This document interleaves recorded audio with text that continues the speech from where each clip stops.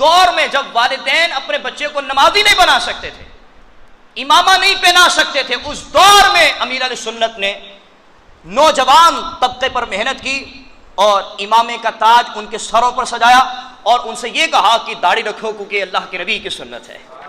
آج میں چونکہ اسی معاشرے میں رہتا ہوں تو بہت سے لوگ کہتے ہیں کہ قبلہ امیر علیہ سنت دامت برکاتہم القدسیہ کا جو ہے وہ اسلام کے حوالے سے، اسلام کی ترویج و اشاعت کے حوالے سے کیا کردار ہے؟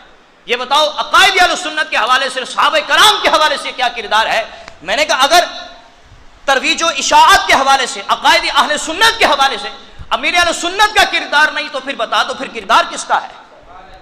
میری بات یاد رکھیے گا، ابھی کچھ سال پہلے جب ایک مخصوص ٹولہ وہ سیدنا امیر معاویہ رضی اللہ تعالی عنہ کو برا بلا کہہ رہا تھا، تو اس وقت امیر علیہ سنت نے مسلمانوں کو ایک نعرہ دیا، ہر صحابی نبی جنتی جنتی۔ یہ کس کا نعرہ ہے؟ یہ قبلہ امیر علیہ سنت دامت برکاتہم العالیہ کا نعرہ ہے۔ آپ نے یہ نعرہ لگایا اور پوری امت کو یہ نعرہ لگانے کا جذبہ دیا کہ ایک طرف اگر صحابہ کرام کی گستاخی ہو رہی ہے، ایک طرف حضرات شیخین کو برا بلا کہا جا رہا ہے، تو ہمیں اس وقت چاہیے کہ ہم یہ نعرہ لگائیں کہ ہر صحابی نبی جنتی جنتی۔ اور کہا جا رہا ہے کہ امیر علیہ سنت کا کوئی کردار ہی نہیں ہے۔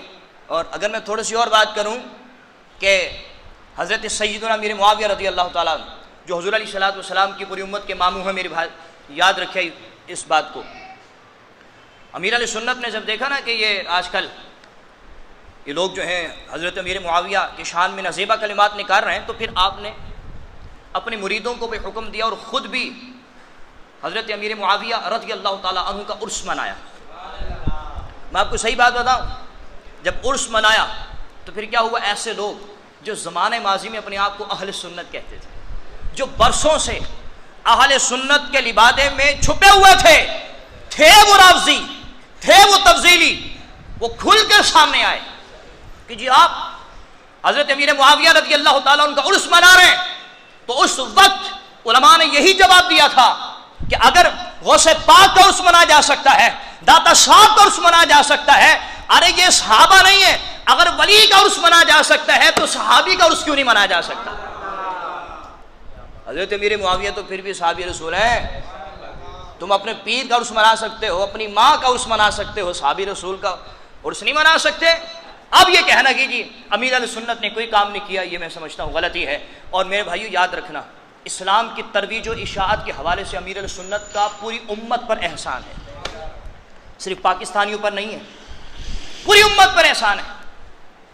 35 سال اس مرد قلندر، مرد مجاہد نے محنت کی ہے، اپنی ایک زندگی کا ایک عرصہ اہل سنت کو دیا، اپنی بیوی بچوں کی پرواہ نہیں کی، اہل سنت کو دیا، اور 35 سال راتی محنت کی صرف اسلام کی ترویج و اشاعت کے لیے۔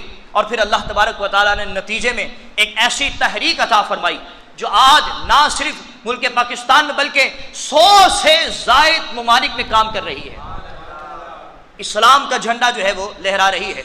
اور میں صرف ایک شعبے کے حوالے سے بات کرنا چاہتا ہوں کیونکہ ٹائم ہمارا ختم ہو چکا ہے، صرف ایک شعبے کے حوالے سے یاد رکھنا، اگر آپ اہل سنت کا کام کرنا چاہتے ہو اس کی بہت سی صورتیں ہیں، بہت سے طریقے ہیں۔ ایک صورت یہ بھی ہے کہ آپ اگر اہل سنت کا کام کرنا چاہتے ہو اس علاقے میں مسجد بنا دو، قرب و جوار والے سارے سنی بن جائیں گے۔ اور امیر علیہ سنت نے کتنی مسجدیں بنائی، نہ صرف پاکستان میں بلکہ پاکستان کے باہر بھی امیر علیہ سنت نے مسجدیں بنوائی ہیں۔ یہ اہل سنت کا کام کیا ہے کہ نہیں؟ تبلیغ کا کام کیا کہ نہیں؟ کچھ لوگ پتہ کیا کہتے ہیں، کچھ لوگ کہتے ہیں جی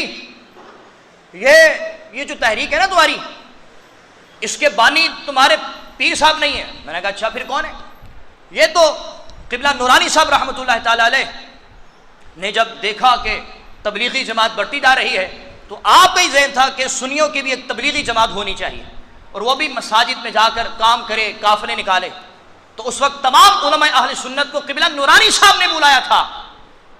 میں نے کہا بالکل صحیح، تمام علماء اہل سنت کو قبلہ نورانی صاحب نے بلایا، وہاں پر پھر علماء نے آپ کے پیر صاحب کا انتخاب کیا تھا۔ میں نے کہا وہ علماء تھے نا سارے، میں نے کہا تیرا انتخاب کیوں نہیں کیا، امیر علیہ سنت کا کیوں کیا؟ جو تم بول رہے ہو کہ جی تمہارے پیر صاحب نے کریڈٹ لے لیا، یہ لے لیا، وہ لے لیا. میں نے کہا تم اس وقت تھے نا؟ تو تمام علماء اہل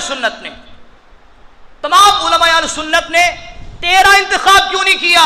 میرے پیر کا کیوں کیا؟ پتہ تھا نا کہ دین کا کام اور تبلیغی جماعت کو اگر کوئی ختم کر سکتا ہے تو وہ مولانا الیاس قادری.